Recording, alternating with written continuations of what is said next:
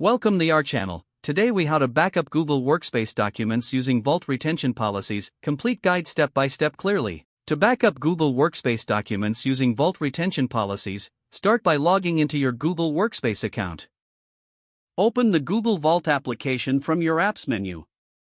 Ensure you have the necessary administrator permissions to access Vault. Select the Retention tab from the left-hand menu. Click on the Create button to set up a new retention rule. Choose the type of data you want to retain, such as Drive files or Gmail messages. Specify the duration for which you want to retain the documents.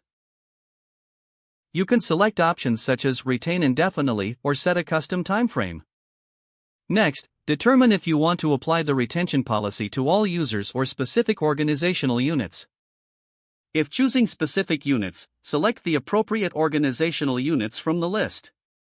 Review your selections to ensure all details are accurate. Once confirmed, click on the Create button to finalize the retention policy. Your new retention policy will then be active. Documents covered by the policy will be retained according to the parameters you specified. If needed, revisit the Retention tab to edit or delete existing policies. You can also monitor the effectiveness of the retention policies through the audit log. Remember, retention rules apply to deleted documents as well, ensuring they remain accessible for the specified period. For compliance purposes, regularly review and update your retention policies as needed. That concludes the process for backing up Google Workspace documents using Vault retention policies.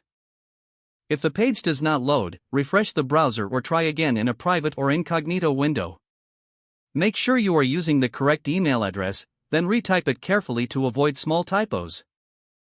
If your password is not accepted, use the reset option and create a new strong password you can remember.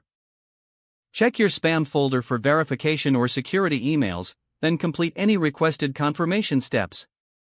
Enable two-factor authentication if available to improve account security and reduce unauthorized access risk. After signing in, review your profile details so your contact information and settings are accurate and current. If you see an error message, note it down and try again after restarting your device and internet connection. Log out when you finish, especially on shared devices, to keep your account and payment information secure. If the page does not load, refresh the browser or try again in a private or incognito window. Don't forget to like this video and subscribe to our channel for more step-by-step tech guides.